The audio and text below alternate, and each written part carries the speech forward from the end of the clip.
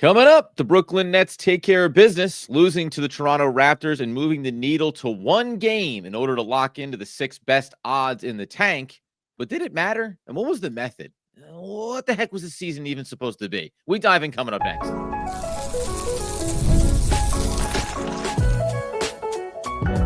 You are Locked On Nets, your daily Brooklyn Nets podcast. Part of the Locked On Podcast Network, your team every day.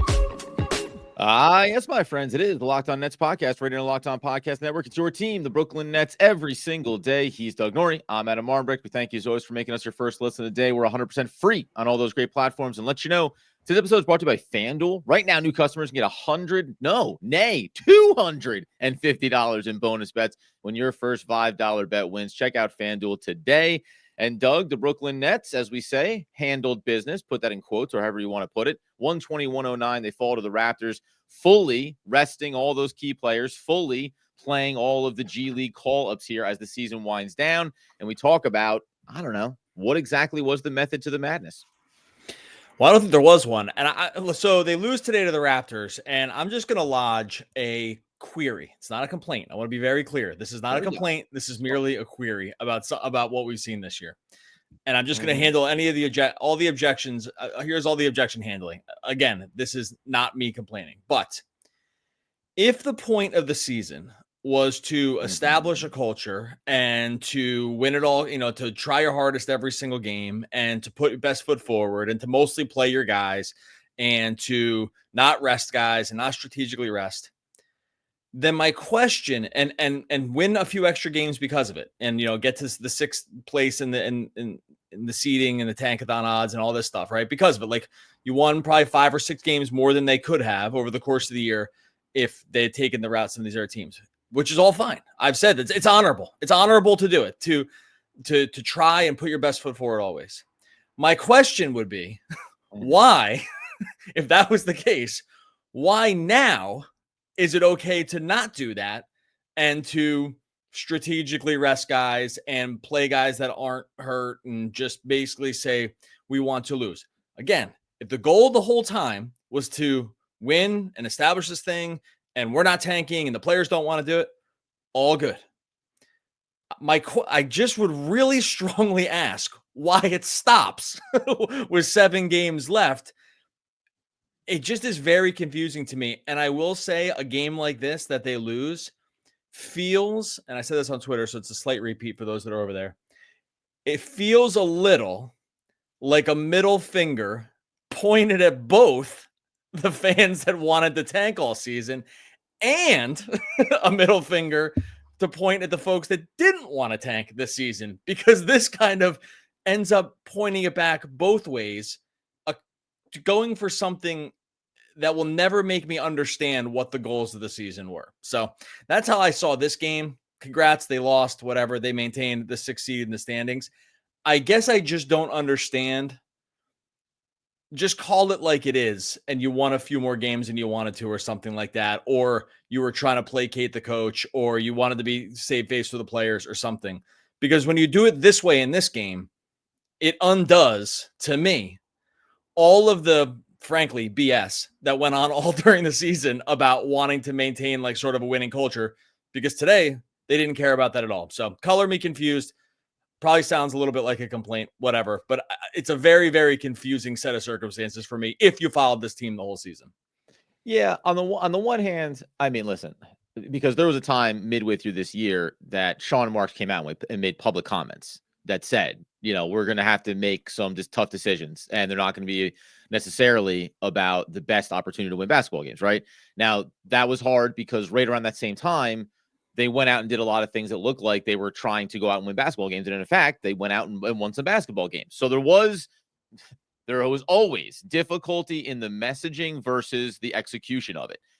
If I were, and I don't want to make this very clear, speaking from the organization's perspective on this, which isn't going to make all the sense in the world, but what I would say is they came out to start the season with a new head coach, and they wanted to instill what he believes the proper system, proper, process, all that good stuff. Okay.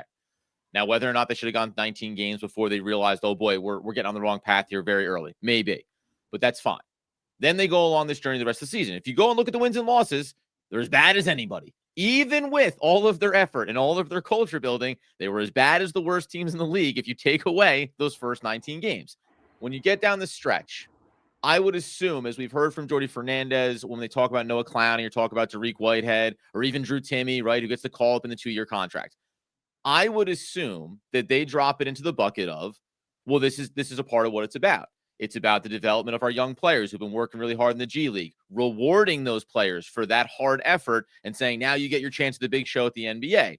Now, would that then be spitting in the face of the veteran players who have played hard all year and put their bodies on the line to give you an opportunity to win games? Of course it would.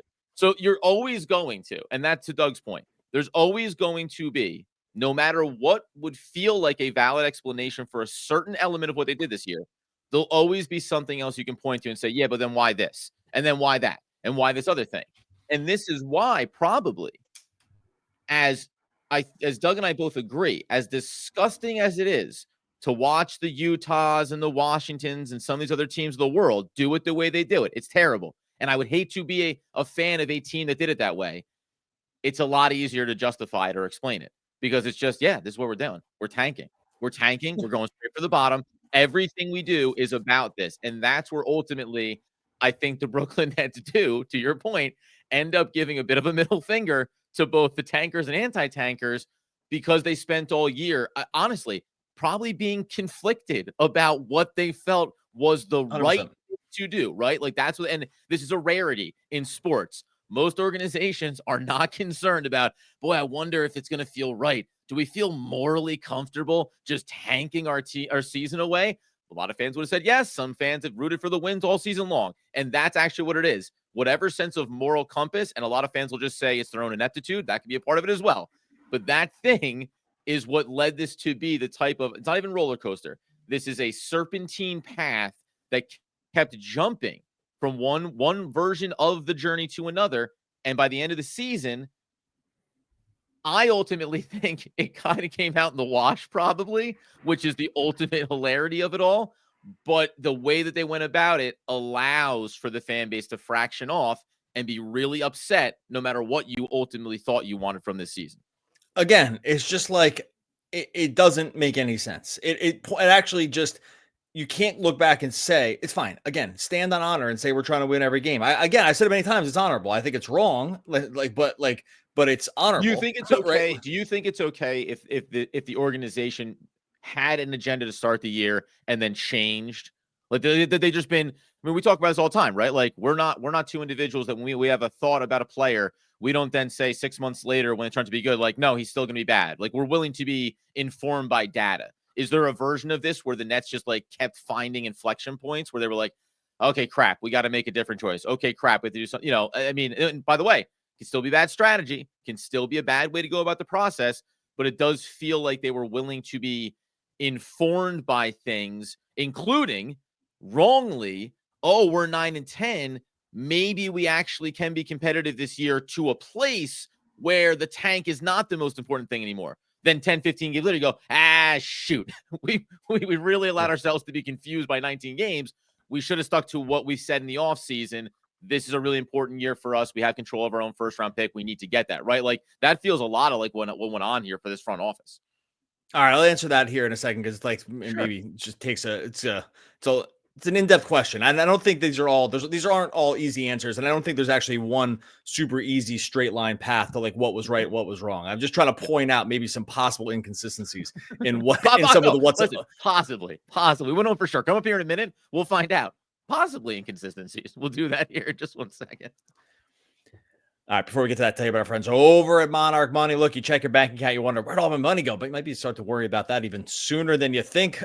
Between dining out, online shopping, entertainment, it's easy to lose track. That's where Monarch Money comes in. It's your personal CFO, giving you full visibility and control over your finances. Look, Monarch Money, this isn't just a budgeting app. It's a complete financial command center. You track all your accounts, your investments, your spending, all in one place. You stop managing your money. You start building wealth. You start using Monarch Money. You realize just maybe how much you're spending on food delivery. You're not going to be juggling multiple apps. You just use it to check everything there in one place. Spending, finances, it's even your long-term goals. Monarch Money's got you covered across the board. Take control of those finances with Monarch Money. Use code LOCKEDONNBA at monarchmoney.com for 50% off your first year. That's monarchmoney.com. Code LOCKEDONNBA for half off your first year. Monarchmoney.com. All right, as we continue today's Locked On Nets. Good speller, bad reader. There you go. That's what we get from last episode. Good speller. But never said great reader. Never said strong reader. Probably like decently strong reader, but that one I blew. I don't even know where a cod came from. Just like thinking, just like I'm probably a good reader. So look, back to your thing. To your thing before. So it's admirable for you to take a stand for the team. I think there's not like one right or wrong way. And by the way, not every team could be the worst team in the league. I get that too. Like not everyone can just. You can't win 0 games. Like you can, but like it's just not going to happen. It's not realistic. So I'm not even contending this. I guess I'm more just saying that. Yeah, I agree with you on the one part. I do think they were better. We've said all season long. I think it caught the team by surprise, the front office by surprise. How good for Jordi Fernandez would get the team to play like night in, night out for like a long stretch of time. I think they were woefully unprepared for sort of like how good coach they hired. I think so. I honestly, and not even so much how good of a coach he is, because I think X's and O's he's very good.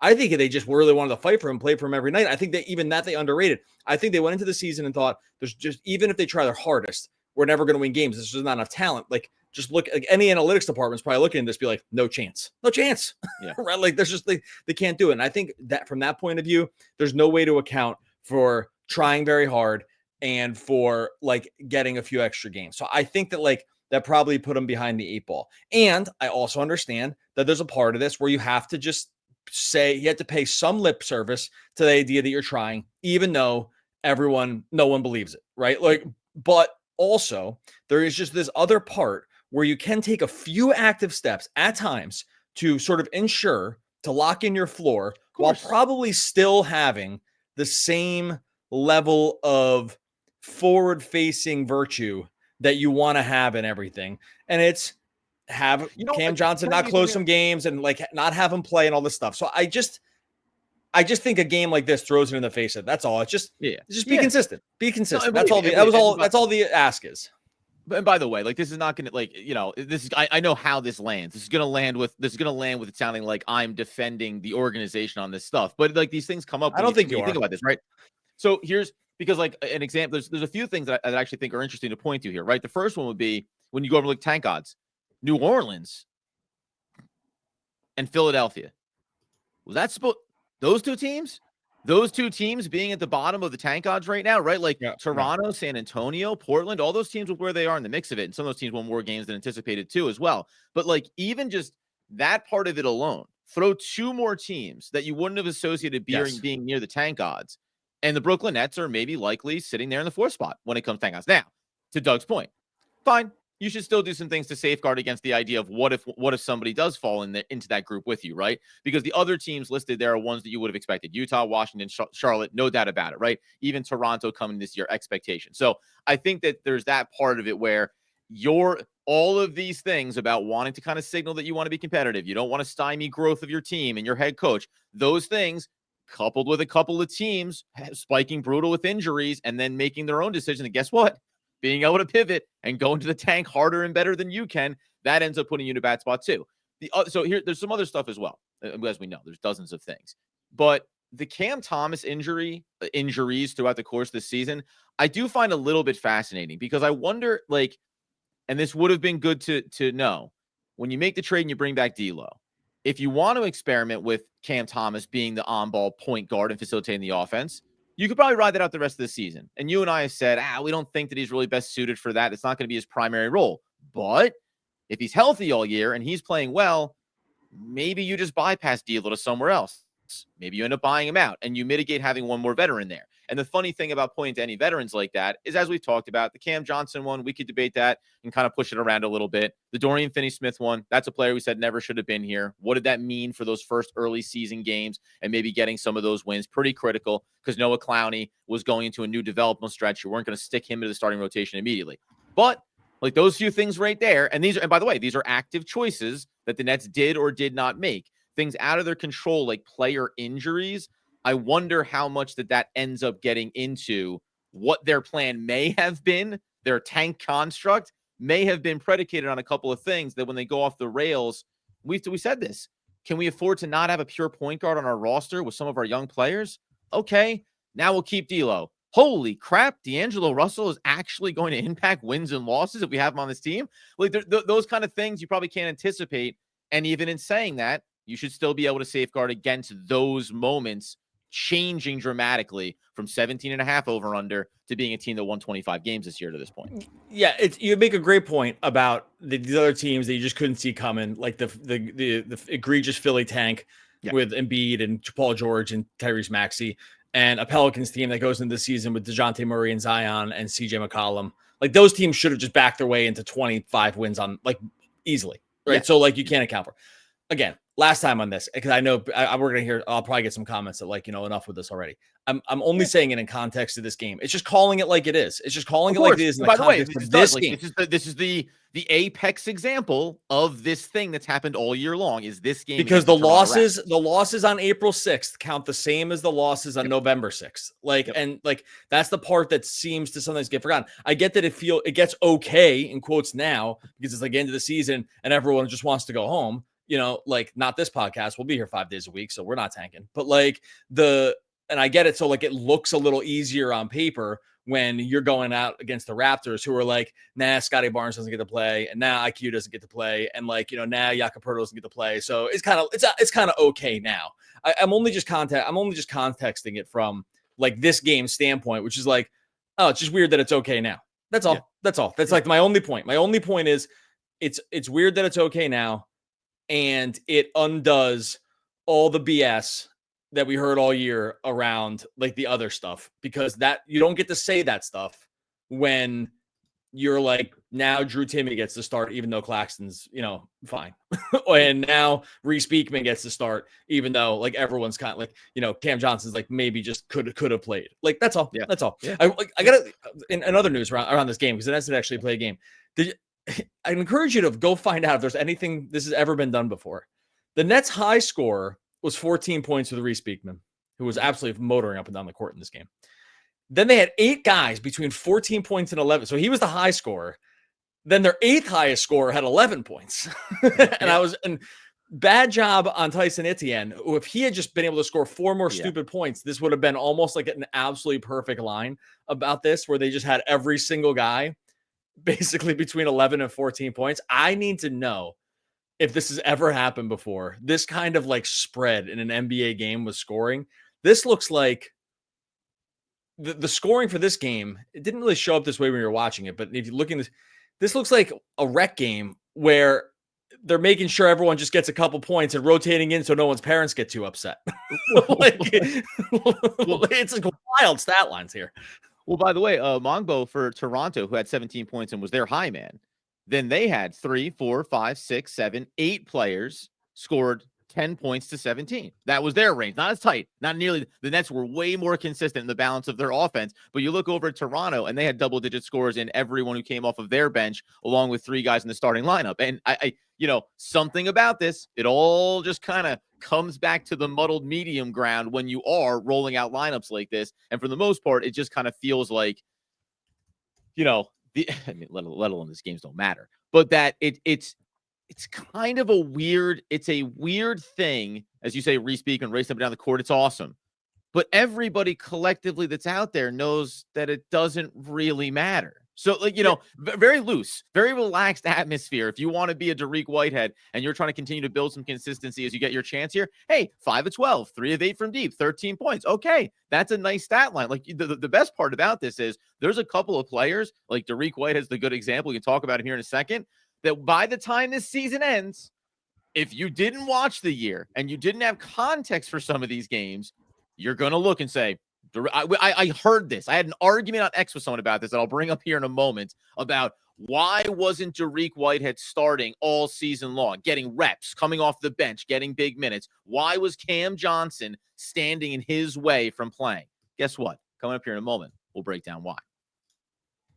Oh, before we get to that, tell everybody, friends, over at FanDuel NBA playoffs, they're almost here. Not for the Nets, but for a lot of other teams, they're going to be here. FanDuel is giving new customers an incredible way to get in on the action right now. When you join FanDuel and you place your first $5 bet, you're going to get $250 in bonus bets if your bet wins. Bang! I love how FanDuel makes betting so easy. It's picking your favorite team. You're diving into the player props. I mean, you start diving into the player props right now. Good luck. I mean, come up for air like in a couple days. You're not going to get through them. There's just way too many things to go through. Three-pointer, steals, assists. FanDuel's got so many ways to bet your favorite props along the way. After the game tips off, you can combine live prop bets in this game. Same game parlays for a chance to win big. Don't miss out. Head on over to FanDuel.com and claim your $250 in bonus bets today. FanDuel.com. All right, as a tie, pretty little bow in today's Locked On Nets episode, and also the 120-109 loss to the Toronto Raptors, all but solidifying the Brooklyn Nets into that sixth position in the tank odds. They'll have a 37.2% chance the top four, 9% chance the number one overall, and obviously some of those muddled things in between, which leans them closer to that 7, 8, something around there. Could go as low as 10. We know that, and we'll see where it lands in May. May 12th will be the lottery odds officially getting pulled out in Chicago, so we'll have coverage on that as well.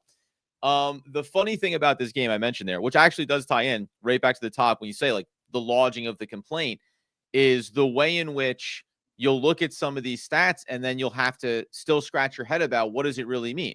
So right now, Derek Whitehead got called. We know that he got called up and he's been playing. And guess what? He was 3 of 8 from deep this game. He had 5 of 12 from the field. He was 5 of 13 the game prior, 5 of 9 from deep, right? He's going to play the last handful of games. And when the season is over, he'll end up playing 20 games.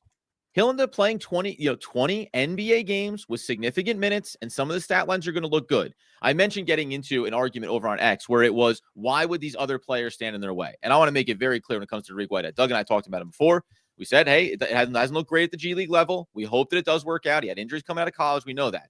Injuries, development, and earning the opportunity. This is the difference to me, and to your point. It's like, why is Derek and some of these guys up here right now, even if they're performing well? Because we are now we're tanking. For the last 5 or 6 games, we are doing the tank. But it's going to be hard to evaluate these performances relative to the teams they're playing against and whether or not we think it's sustainable going to the next year. I think it's valuable reps, but I think this is where the fan base can end up getting caught in the mire of Drew Timme, by the way, him as well, right? Drew Timme and Derek Whitehead and Reese Beekman. You can have some games down the end of the season. It doesn't necessarily mean you should read too deep into them as far as what they'll reset to after the draft and then when they go into next offseason. Okay, so I'll push back you on here. I think that, this is a situation where you're right. You can't read like ultimately like all the way into it because he's not, these aren't like playing the highest level games. They're good stats. They're good games for Derek. They're positive. But this is not playing against the team that needs the playoff spot and goes whole hog against you with their full-throated lineup, right?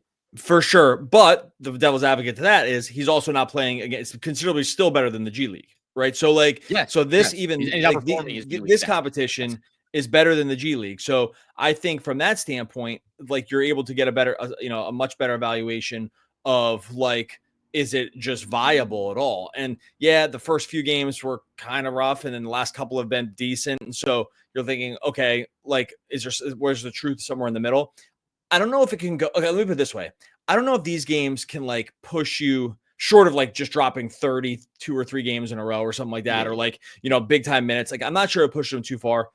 But it's like when we joke, it's like, I don't know what the right answer is, but I know what the wrong answer is. Like, I think this qualifies into this situation. It's like, I'm not even sure what would have been the right answer, but I definitely know what the wrong answer would have been. And like, this doesn't feel like the wrong answer. So I think it's like, that's where this qualifies for me. It's like, yeah, I'm not going to go jump out and be like, yeah, he's a day one starter for the start of next year. I don't think anyone's making that claim, but does it look considerably more comfortable than it did in summer league or at the beginning of the year? I mean, for sure.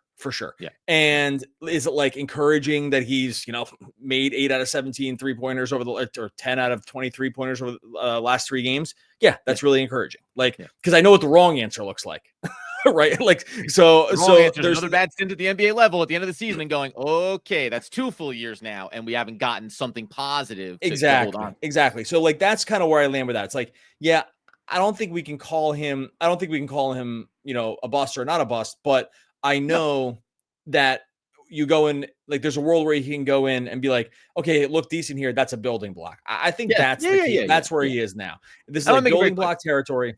Go ahead. Sorry. No. And I want to make it very clear. It's like the same thing I bring when I bring up the names like Drew Timme. Someone asked me about him the other day on X, and I said, listen, diamond in the rough. Okay. This is actually on YouTube. I stopped short of saying diamond in the rough, but do I think that the Brooklyn Nets have found a serviceable player that you will see next year? Yes, I do. Because he does certain things that are going to be complementary, and you need players like that on your team and coming off your bench. Great. Dariq Whitehead is the more interesting case study for what does next season look like for him, right? And these are positive. This is probably more the pushback on two good performances, and this is really because of the feedback that I got on social media, which is always a bad place to start. It was, two good games. Well, then why wasn't he playing already? It's okay for the logical steps to be that he was developing, working, and building up to a point that when the end of the season came and he got this run, he was in the best possible position to knock down some triples, to look pretty comfortable, and to give himself a positive feeling at the end of this year and going into the next offseason. Like, it matters that he had a good game. It matters that he had 5 turnovers in this game. It matters that he had 5 turnovers in a game when he's playing with a bunch of other guys that may not be on NBA rosters next year, right? There's so many factors that go into it. For Dariq on an individual level, it is a positive. I just think that as we've done every year, we'll of course go right back to next offseason, reset the timeline, and say, okay, what does Dariq's summer league look like? Does he go there and dominate the way Jalen Wilson did? Hopefully, because if he does that, then we'll think that there's a chance for him to be successful. And we saw Jalen Wilson, same thing. Year 2, up and down, inconsistent, and it ended up being a bit of a muddled road for him. Noah Clowney, different trajectory, right? So it's that kind of thing for a lot of these guys for Brooklyn, and there's different reasons, whether it's age, skill set development, that all these players are still going to be going to year 3. The same conversation is going to be a part of it. Where do we think they are? What do we think they can be? Let's see what happens in the next sample. Nothing is strong enough ground, as you say, to make an official statement about what these guys are going to be. I'll tell you what's going to be fun is next year's Nets Summer League. Like, with all these, I didn't even think about this too much, but all these draft picks plus Dariq should probably play. Yeah. And maybe Clown. I don't know if Clowney, maybe he's just played enough in the NBA where he doesn't need to play Summer League. But like between all the draft picks plus him, maybe a couple of these other guys. Drew Timme will probably play. Like, it's like, it's like a fun story. Like, you see him, maybe he'll be there as well. Like, it's going to have a good summer league. They might have a really good summer league team. Yeah, we could be looking at a really good summer league team. There you go. Ended on a high note. Championship, maybe not the level you thought, but championship opportunity. I mean, they had the MVP last year, so let's maybe roll it back. Let's go, back to back. Was Cam Thomas the summer league MVP the year he went like completely nuke that year? Did he make? Well, that's a good question.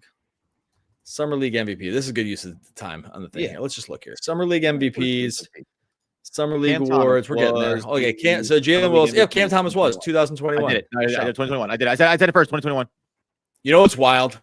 Real quick. This is all three of us here, but if you look at the Summer League MVPs, almost all these guys become pretty good NBA players. And like Jalen Wilson, I wonder if he's going to be the outlier because so it's Jalen Wilson, Cam Whitmore. I guess the jury's out here.